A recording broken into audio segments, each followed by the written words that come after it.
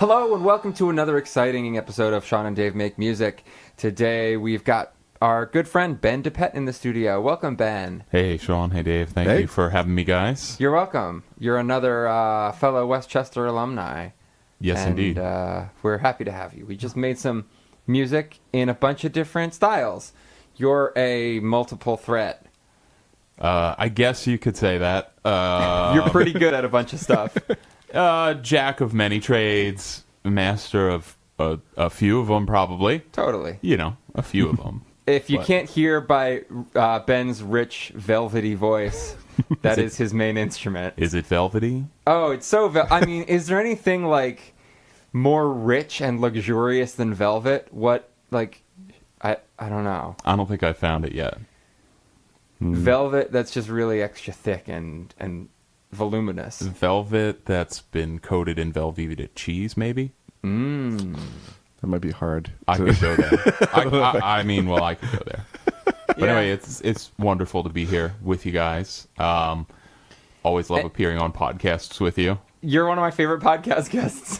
Ben has also been featured on a few of the Not movies. So if you want to hear more of his voice in a sillier context than this, today's a little more chill, a little more serious. Yeah, this is business. Oh, we get down to business on Sean and Dave Make Music. We don't play around. I feel intimidated when I come here for Sean and Dave Makes Music because, you know, I'm like, there's a pedigree here. Am I up to snuff to be on this show? We'll let the listeners decide, and yes, just please don't judge me too harshly. If you have any complaints about the caliber of guest you feel we've gotten on this episode, please let us know. Yes, please. Let me know. We'll pass all your negative feedback on to Ben. That's what I feed off of, so if I don't get revived in some way by that, I might not make it through the next week. So yeah, it keeps him going. Mm-hmm. All right, so you have an agenda here. What did you come here to talk about with us today? I do have an agenda because, just to get right into it,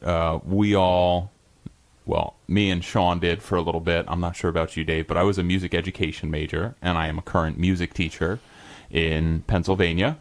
I teach at Pottstown High School, and I am currently the choral director there. And just this past Thursday night, a situation in our school district came to a head where they were actually talking about cutting back on the number of music positions that they were going to maintain in the school district. So basically not cutting the program completely or anything like that, but just more erosion of the arts in public schools. And having fewer teachers take on more duties? More duties. And cut some things, yes, probably. Lose certain programs that could benefit students. At the end of the day, it was more responsibilities for fewer teachers, which is a common theme, regardless of what you teach, regardless of if you're a music teacher, an art teacher, you teach one of the core subjects. That's an increasing trend in education. And in addition to that, just having fewer music teachers in the district, fewer opportunities for students. And they have that option to threaten you with because, unlike some other subjects, your degree is super broad.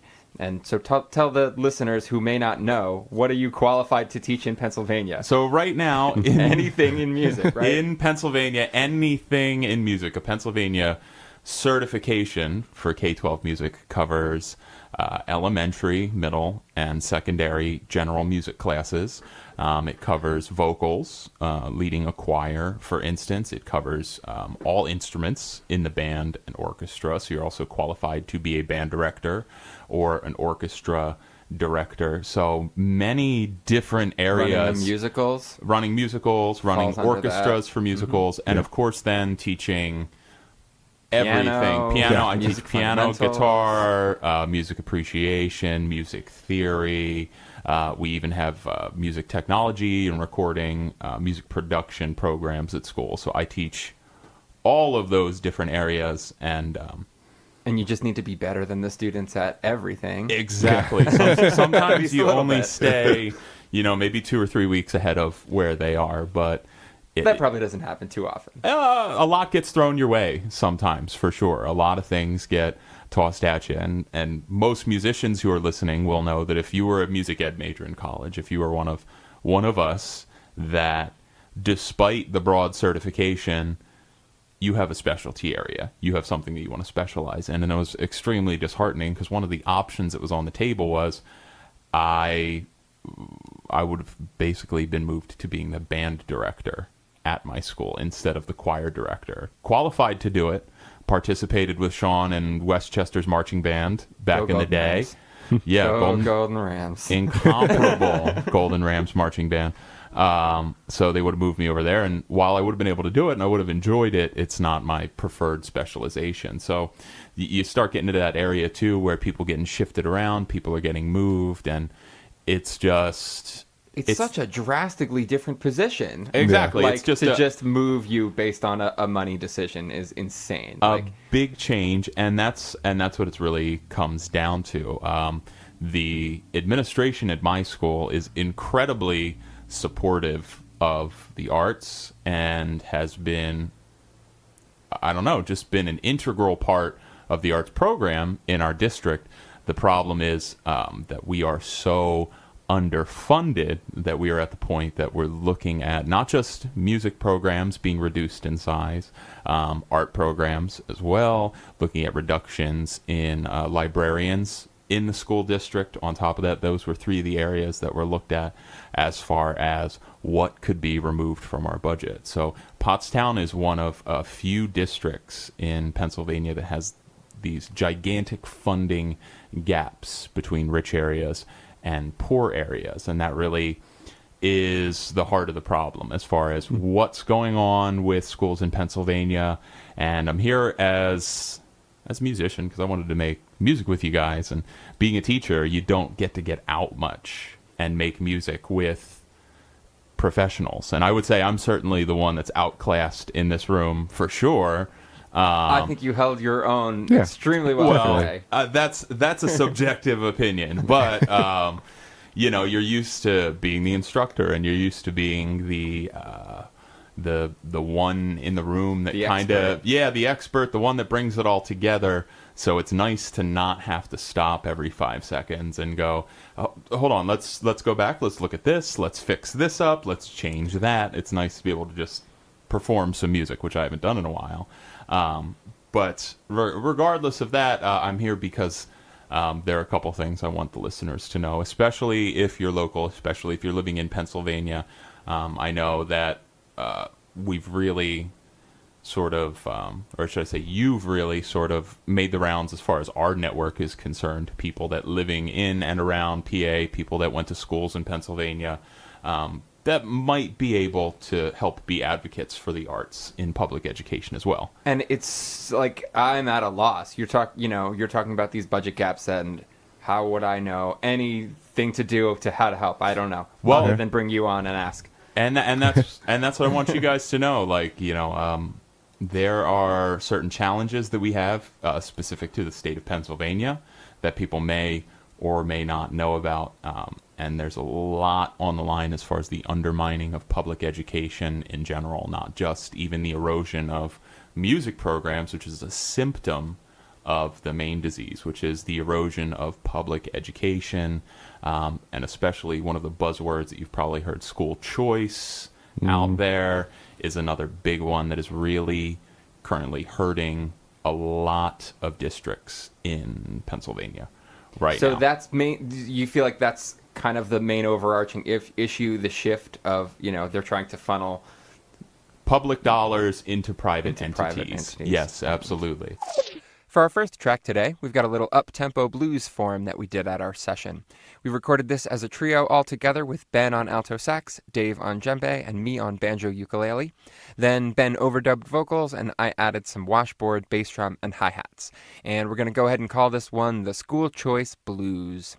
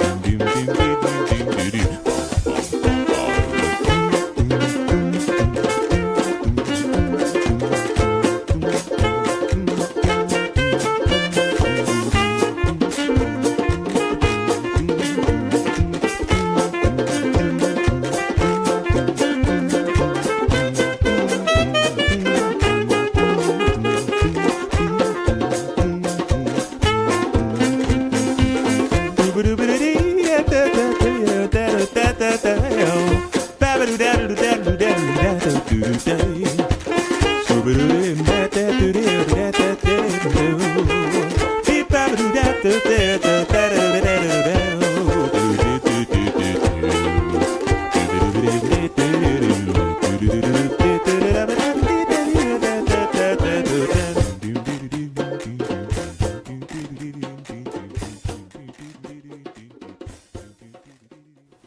is that kind of what the main solution needs to be? I mean, there's only so much that can go around, right? Well, I mean, are you proposing cutting other things instead of music, or we just need to fix the whole system? Let me talk about the system in Pennsylvania and how we got to the point that we are at currently. So, for instance, again, I teach in Pottstown, but it's affecting other communities in Pennsylvania, like Norristown, like William Penn School District, like Upper Darby School District. It's affecting the city of Lancaster's school district, correlating usually with places with a higher population of people of color. It's almost right down the line. If you have a higher population of people of color, your school will more than likely be underfunded in Pennsylvania. So, for instance, in Pottstown right now, we are underfunded by $13 million per year by the state of Pennsylvania. When compared with the richest school districts in PA, we receive, or we have... Which are what, half an hour away from you? Half an hour away from me, yeah. We're actually... Right now, where we are sitting recording this, we're about 15, 20 minutes away from one of the top 10 richest school districts in the state of Pennsylvania. Compared to them, we are underfunded by an average of $4,000 per student per year. And when you take into even just a statewide average, we're still $1,000 less per student per year in our district. Our community has the 5th highest tax effort in PA, which basically means we may not be paying the most dollar-wise, but percentage-wise of property tax values, which is how schools are funded in Pennsylvania, is we are paying the most from the least, basically. Like a lot of towns in Pennsylvania, Pottstown was previously industrial, had a lot of businesses, had a very, very good tax base. When those businesses left and a lot of workers left with them, we ended up with a smaller population in our town. We ended up with higher unemployment, and we basically have a community that's not being invested in by businesses, a community that's not being invested in right now, and a community that also has a high population people of color, a high population of people living below the poverty line, and in Pennsylvania, we are 46th out of 50 as far as the share of state funding or the funding gap between rich and poor school districts. Wow. We are 46th in the nation as far as the difference between funding poor schools, or should we say schools in poor zip codes, and funding schools in rich zip codes. And there's a couple things that go into that. The first is simply that Pennsylvania has a fair funding formula for schools that takes into account a number of things. It takes into account demographic, poverty rates, attendance rates at the schools, and is fair to those districts like Pottstown that need additional funding. But I believe right now the rate of funds is only 7.5% of all educational funds is run through that formula. So the vast majority of the money in public education is handed out unfairly. By whom? By whom? By the state legislature, mostly due to a provision in the laws called hold harmless. What hold harmless says is if we fund your school district at a certain level, regardless of what happens, we will always continue to fund you at that level. There are school districts elsewhere in Pennsylvania that have experienced drastically declined populations that still receive the same amount of funding. Okay. So their funding on a per pupil basis goes up radically. Fewer students to educate, but they're still getting the same amount of money that they were getting before. And since we live in basically a town that is high in poverty and low in investment, the amount that we could stand to benefit would be it'd really be immeasurable as far as how it would impact the students in our school district while not necessarily hurting other districts. It's not necessarily something that says we're going to come in and we're going to cut all the funding from rich school districts and take away all your money. What it's going to say is we're going to look at, hey, you guys lost 1,000 students in the last 10 years. You don't need quite as much state funding if you're educating 1,000 fewer students. And right now, what we're looking at is House Bill in Pennsylvania for you political types, House Bill 961, which is a full implementation of the fair funding formula For 100% of the for funds. all education dollars Sweet. in Pennsylvania. And it, again, taking into account district-specific factors such as tax base, enrollment, poverty rate. And it was designed to drive the most dollars to districts with the greatest challenges. And that's something that has to be basically out of the education committee and put before the House to be voted on so that we can get sorely needed funding. That would be in huge. Pennsylvania. Yeah. It would be gigantic. And there are actually many more things on this list. Do you mind if I keep going No, and go really for it. just go Yeah, down go. my sheet? Yeah. Fair funding formula is a huge part of what's going on in public education in PA, especially in our town. With everything that I've said, we need the funding. Another thing that comes from the state are unfunded mandates. Basically, the state Department of Education saying you must provide X, Y, or Z special services to students in your school district, but we are only going to give you a portion of that. So, for instance, in our school district, our special education expenses that are in law that we must spend is $5.9 million. Our subsidy from the state to pay for those special education services is $2.8 million. But that's not as high. That's not nearly as high. But the state says we must do this, and they're not giving us funding that we need to implement that. In addition to additional special education tuition expenses, almost $4 million for outside placements. So if a student is incapable of participating or functioning in the school environment, they have to be placed in somewhere that can provide services that they need. That's something that the home school district is still liable for. Interesting. But that wouldn't be a problem if it weren't for the next thing on my list that is plaguing education in Pennsylvania. Right now we're looking at charter schools, and we're talking about charter school reform in PA and school choice, again, that buzzword that comes out. Now, can you pause for just a second and Yes. explain to our listeners what a charter school is and the difference between a charter school and a private school? Because I know it's murky. at It's times. very murky. A charter school is essentially a school that goes to the state and proposes, hey, we have our charter. We have our vision for educating students differently from a public school, and we would like to implement this new educational plan in our own setting, apart from the public schools, while still being funded by the state. So while a private school could open up and they could say, we are, Shawnarajo University, and everybody's going to take flute class, and you're going to pay me $75,000 a year in tuition to go here. The charter school is a quasi-public entity. So they take public dollars in. However, they are often operated by for-profit corporations.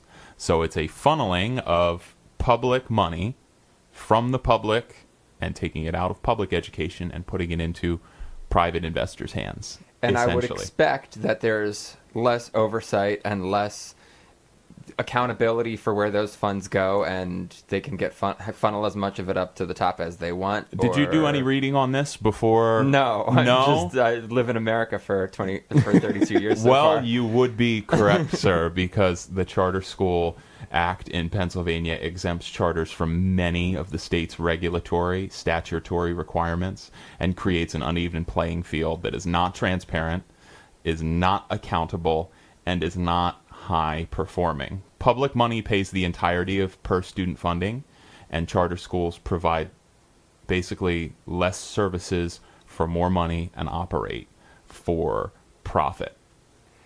So it's a very awful. It's a very twisted system. For instance, from one of our committee meetings from our own school district the other night, one of the figures that was brought up was in Montgomery County, the county where I teach, there was not one cyber charters, and cyber charter schools are a division of charter schools, which are arguably the most popular, basically where a student does online coursework rather than attending a brick and mortar school. Cyber charters, there was not a single cyber charter that performed better than a brick and mortar public school in Montgomery County.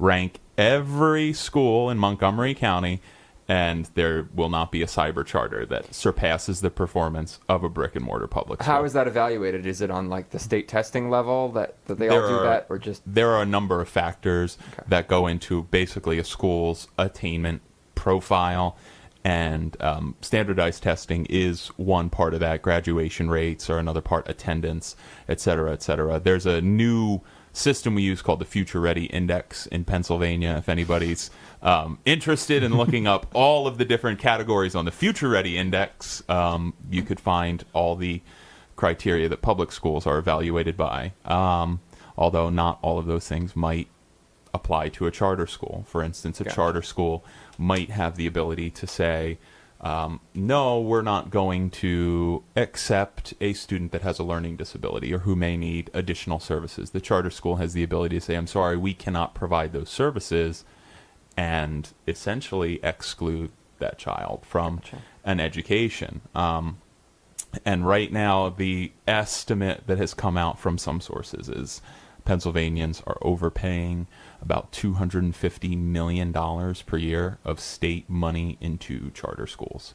If reform were enacted, $250 million is what could be saved. So, for instance, right now, annually, Pottstown School District pays $2.9 million. Our total budget is only about $63 million. So out of $63 million, we're paying $2.9 million of our budget to educate 200 students. 200 students, and work out the math, about $10K per student that we are paying to cyber charter schools, and they are below us in every single metric. $3 million per year basically coming directly out. If we didn't have to pay for cyber charter schools, we would never have had to have a discussion about what programs to cut. And in fact, we might have been able to go back to staffing levels in our music department that we had circa 2005, because we're actually down one music teacher as it is. So they wanted to take us down basically. What are the population numbers of the school since 2005, which was when we graduated? Are they about the same? They're about the same. They've declined slightly. But our funding has not been adjusted, and we've been underfunded for quite some time because over the past 13 years, property values have declined and declined and declined, and it has put a gigantic squeeze on taxpayers in our town. There have been senior citizens that have lost their homes because they weren't able to pay the property taxes because the state is not giving us relief that we need. So for anybody, again, who is politically minded, it comes down to the laws in Pennsylvania, and there are two currently that I would urge you to contact your congressman about. Senate Bill 34 and House Bill 526 are currently the amendments to the cyber charter programs that would basically say if a school operates its own cyber school. So, for instance, our school district, we have our own homebound instruction and we have our own cyber programs that are administered by the district, whereas we're paying about a little over $10,000 per student for a cyber charter school. We administer that program for a little under $4,000 per student. And those bills would basically say if your school district offers a cyber charter program, you can absolutely do that 100% for free. If you would like to attend a different charter school, then you will simply have to pay a tuition. In the exact same way that if a public school student who lived within the borough of Pottstown wanted to attend a neighboring district, they would be required to pay the tuition to the neighboring district. So there's just a whole bunch of wacky laws around charter schools. They're not accountable. They don't perform. we pay for them out of public money, but it goes to for-profit corporations. They don't have to serve the diverse and unique populations that public schools must, and it's a continual attack on public education, so that at some point somebody can point to public ed and say, look how much it's failing my kids. And that's actually what's happening now in politics. It's a lot of politicians are saying, look at how these institutions are floundering. Public education is failing. Students need the ability to make a choice. Of course they're floundering and failing when you're removing funding from that school for decades to pay for snake oil, basically. You know, the lowest graduation rates of any schools out there.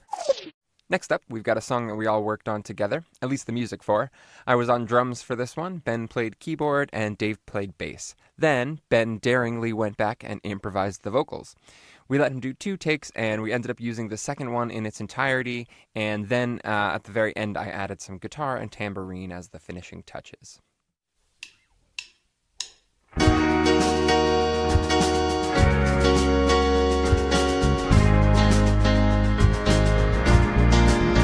I wanna sleep, I wanna nap, I wanna lay down and never come back.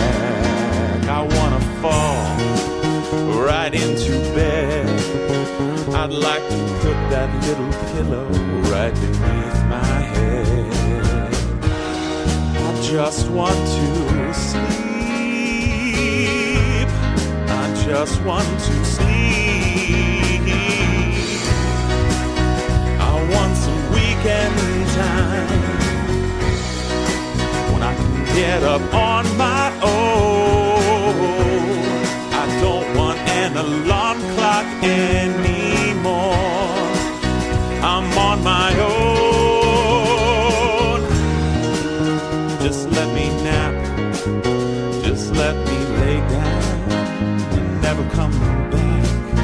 I'm only 32 years old. No one told me it would be this tired all the time. Man, it sucks to be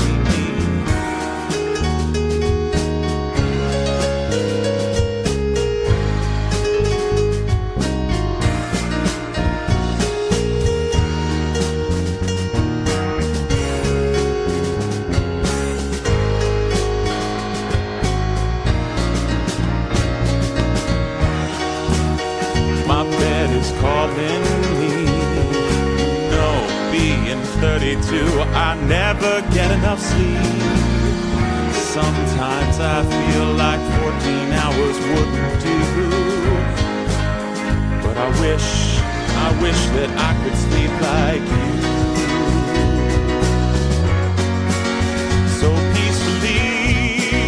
So peacefully, lay my head down, never come back up until it's time to eat. So let me nap, let me lay my head down, and don't come back until dinner's ready. I wanna be alone, let me drift right off to dreamland on my own.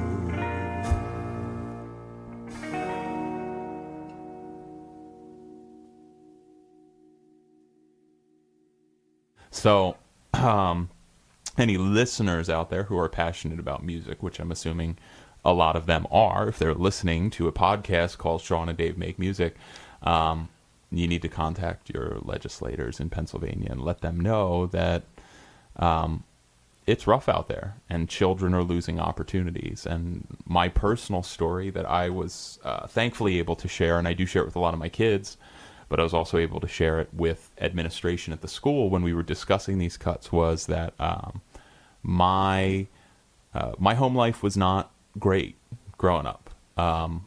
There were substance abuse issues in my home. My dad was a heroin addict. And it made life a little tough, you know, living with my best friend, Dave, not the Dave that's in the room with us right now, but a different Dave. For a while, or living in a motel for a while, or, getting a house foreclosed on and, maybe having to sleep in the car at night. That's not a situation that breeds positivity in a young person. And I went to Pottstown High School. I'm an alumni of the school that I teach at, and I credit especially my music teachers at that school with helping me stay on a path to success, to achievement.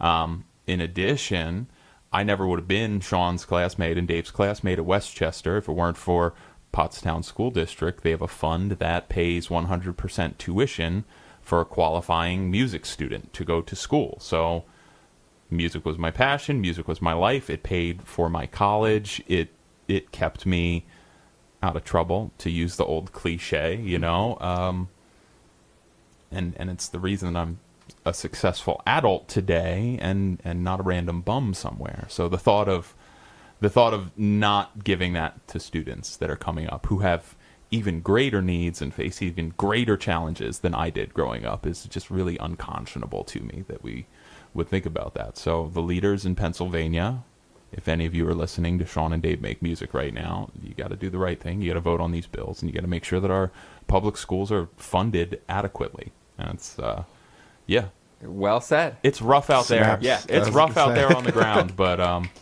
And I think, that personal connection and sort of mentorship that often happens with students in the music program is something that people don't think about. But you're right. That's such a huge part of your job. I feel like I don't even more so than teaching sometimes. We as teachers wear many hats, but especially as a music teacher, like students have joked that like my choir office is like the therapy office sometimes, and you come in there, and I've had students come in and yell, and I've had students come in, they just want to talk. I've had students come in, they just need a place that's quiet, that want to cry, that, all that kind of stuff. And it's one of the most rewarding parts of my job is getting to be that mentor that's there for those students. And, think about that. You take away music, that's one less teacher in the building. That's one less person. What other teacher can you go to be like that you're not afraid is going to be judgy or weird? And maybe, do you think it's because the music department deals with, emotional things? It might be for a number of reasons. Philosophically, I think music is at its core communication more than anything else. And music as a communication allows people to open up. And when they have practice opening up through the guise of a piece of music or artistic expression, then they may feel more comfortable being open and honest in non-musical ways. That makes a whole lot of sense. Yeah. Or music can help increase your confidence. And now that you're feeling more confident, now you feel like you can talk to somebody about it. The arts and humanities educate the whole child and touch on deeper subjects and deeper topics. And that's not to say that, for instance, there's an algebra teacher at my school. His name's Mr. Nick Fox. I'm going to shout him out right now. Nick, if you're listening to this, you're awesome. He has those types of relationships with students too, and he's an algebra teacher. And that's great. And we know we're going to keep algebra. And Nick's going to keep making those relationships with kids and teaching them the best he can and giving them what they need, whether it's math or emotional support or moral support. And, we're going to do that down in the music room and do the same. And plus, music teachers, we spend a lot of time with our students. We have a lot of outside rehearsal time where you guys were band kids. How much time you spent in that school building. And I know how much time I spent in that school building because I know 50% of it was in the band room. Exactly.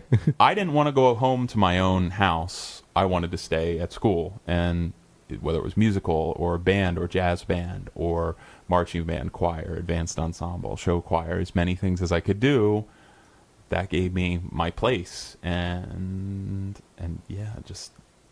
other kids not having that. Damn. It's a horrifying thought. Mm-hmm. Now, not to throw anyone else under the bus, but are there programs that you think can be cut? Are there subjects or programs that you think have faded out of relevance and could be done away with? I'm very proud of my school district because we try to stay future ready, as the PA Index talks about. But for instance, we're one of the few comprehensive technical high schools in Pennsylvania. So you get the full academic course load, and you can also take career and tech programs like automotive and construction, cosmetology, healthcare tech, entrepreneurship. We have all of those programs too. So everything we do is, I think, valuable. And geared towards that. And It geared sounds like towards you've that. got a trade school kind of built in. Exactly. Like a primary There's- trade school. Yeah. Mhm. That's a great way of putting it. How about football? Can we get rid of football? No, we can't get rid of football. Oh, God, that's where the musicians always go. But you know what? Hey, for some of those kids that, hey, maybe they weren't grabbed by music, but maybe they could learn something from football too. Just too many concussions.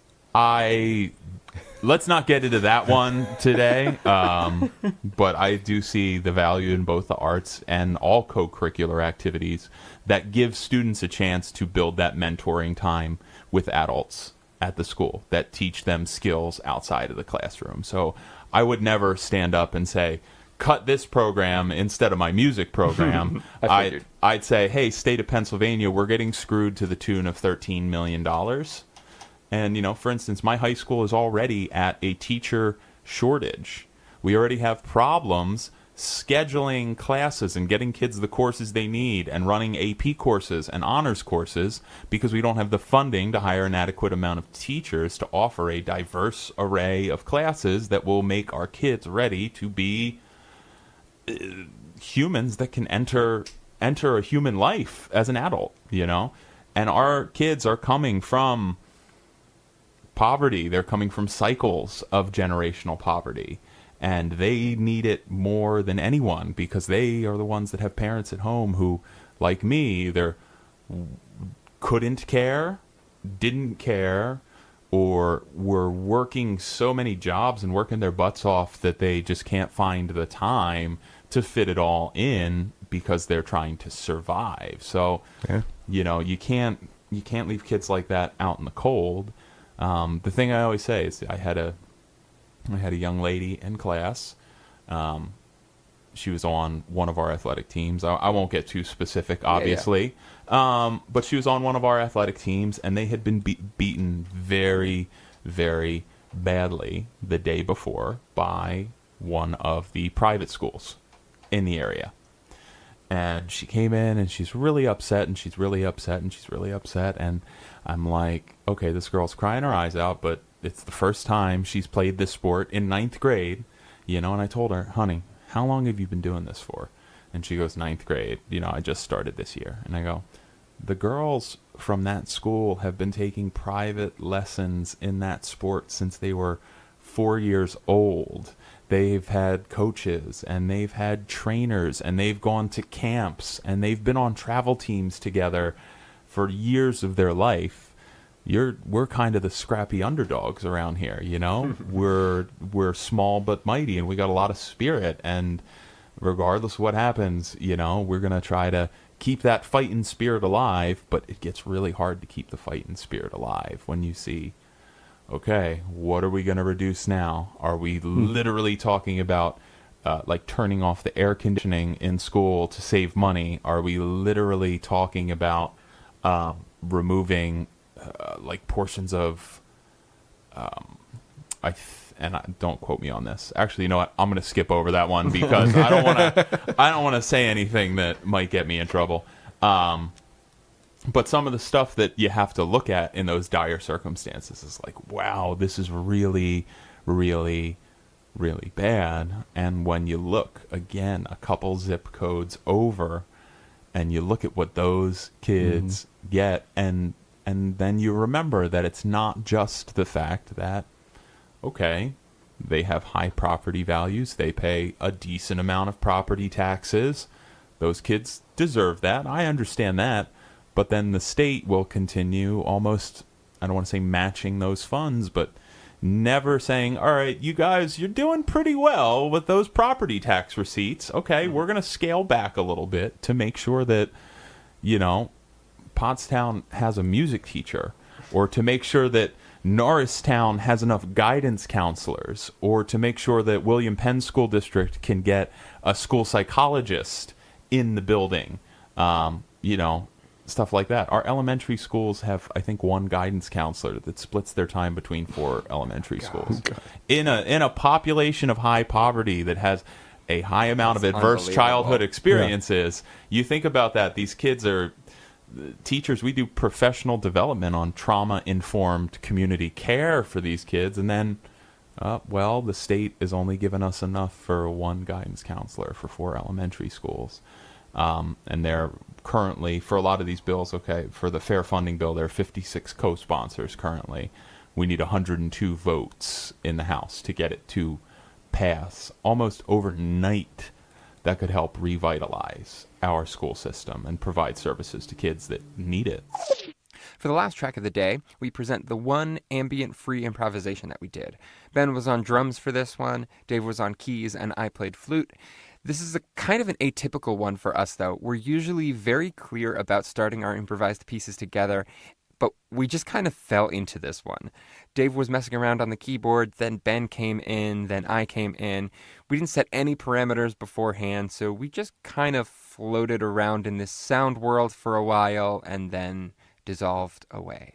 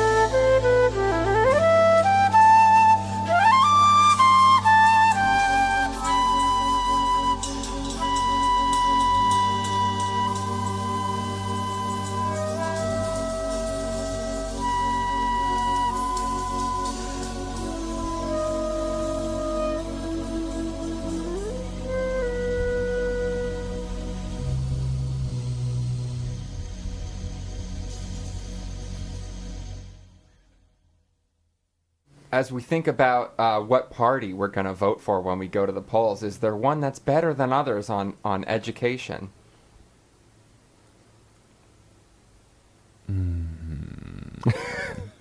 Again, I am an employee, and I'm not here. And I should have put this disclaimer at the beginning. None of the views expressed. None of the views expressed today are the views of Pottstown School District, my employer. However, I will say this, that a lot of these points are things that our district is advocating for, and we're signing resolutions from our school board saying we want this legislation to pass. At our school board meeting, when they said we won't cut the music program, but they also said we're going to get on buses and we're going to Harrisburg on June 12th, and there will be a rally for fair funding, and you all need to be there. If you want to keep your music program that you're so passionate about, get on these buses and come with us and take the fight to where it should be, which I agree with. Let's rally together as a community and go and say we want our representation. We want to be given what we need to ensure that our students have a fair and equitable chance at an education. You will know the people who do not support public education because they'll talk about hard work and pulling oneself up by one's bootstraps, and they'll talk about welfare queens, and they'll talk about people living in poverty in let's say insensitive terms, and those are the people that want public dollars going to for-profit corporations. Those are the people that want public dollars going to religious schools. It kind of makes you think whatever happened to the separation of church and state, but you want public taxpayers to pay for religious schools, but just in any local election, in any state election, you need to look at every candidate and look at what they support and look at all of their views from top to bottom. I'm not going to say ever that you need to vote one party ticket. Sorry if that's mildly centrist of me, but trust me, you don't have to apologize for that. In my real life, I am not anywhere near a centrist, but in my radio life, I am. Both sides. Gotcha. But you could say look for their principle as opposed to their party. Yeah, read exactly. Down on each person. Read down and look for people that are going to support fair funding in Pennsylvania and aren't going to try to take dollars away. People who aren't going to try to sabotage a system and then point to it and say, look at how the system we sabotaged is failing. Let's sabotage it even more. Yeah. So that's your spiel. That's my spiel, really. In Harrisburg, June 12th, people are showing up, and they're gonna be there with signs, and we're gonna be rallying and saying, hey, we need this. We need this for the future of our state. We need this for the future of our children. We can't continue being 46th in the nation in inequity between rich school districts and poor school districts. We can't let a zip code determine an educational outcome for a child. We have to start working on breaking cycles of generational poverty by allowing people to have the resources they need to lift themselves out of that situation. And one of the biggest components is an education, and an education where there will be mentors that can help guide them along the way. And music is an integral part of that, in addition to everything else. Amen. Yep. Amen. One more topic that I wanted to discuss. Sure, we can. Fairly unrelated, but we can shift gears. Not really. We're just about out of time. I know. Wanted to bring up this last thing. I got off my soapbox, so go ahead. You can ask me anything. Sarah Murray of Silly Heart. Yes. Texted me randomly the other day and said, okay, stay with me here. What if we were a band that had a full chorus? And I was like, okay, that would be great. I just don't know how we would make that profitable in any way or even doable. How would we pay a full chorus and make this happen? So I thought the only thing that would be almost sort of feasible would be if we just went around to different schools and wrote some songs that had chorus parts and then did sort of workshops or something like that and travel around to different schools. Do you think that's something that would be of interest to have a weird indie folk band go to your school and sing hipstery kind of songs? It would really depend on your kids. I teach in high school, and they are teenagers, and they are notoriously fickle. So they could love the idea one week, and the next week they'd be like, why are we singing with this band? I don't understand it, you know? So that's a possibility. But is it something that would be fun for kids? Yeah, I think there are a lot of kids out there that would enjoy being a part of something bigger. Anytime somebody from the outside comes in, it's a chance to hear another perspective. Mm-hmm. It's a chance to broaden their worldview a little bit. So you'd have to think about, you know, where am I going? What kind of school am I going into? You know, I think it could work. But you just have to be careful about picking where you go, you know. Makes sense. Maybe might work better at like a middle school kind of level too, rather than a high school. Or I'm sure you could find high schools that have any given year the choir might be like, oh yeah, I'm into this like indie folk stuff, and then the next year it's like, well, I got a choir full of metalheads, and then the next year it's all about hip hop, and then the next year, you know, oh, these kids like jazz. What? You know, I'm on a hip hop / jazz year right now, so it's actually that's cool. Pretty decent year for us up there. But you know, children, those two marry pretty well. They do. One of the units I teach in piano class is the history of blues in America and how it kind of exists at the root of the American musical family tree, and how so many other genres and forms of music specific to the United States grew out of those roots that were planted by the blues. One of my most favorite units to teach, one of the most engaging for the kids. We get to be what I call truly patriotic, aka not wearing, you know, an American flag shirt and waving a flag and 4th of July and fireworks. We're talking about our shared story and our shared American history and how we evolved to where we are today. So that was always a fun one to do. If you could find any way to loop your stuff into like whatever other things teachers might be teaching in school, you could have some success. Interesting. Yeah.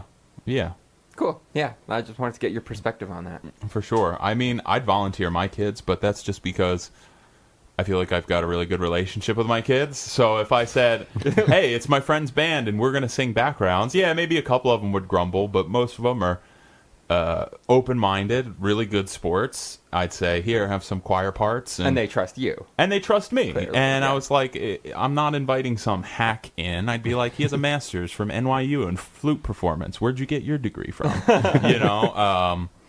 But I'd invite you to come to my school and give it a shot next year. And now that I get to stay the choir director, and we did win our little fight that we had, but I get to stay the choir director. So for sure, we give it a pilot run. All right, we'll think about that. Definitely. Might be in touch.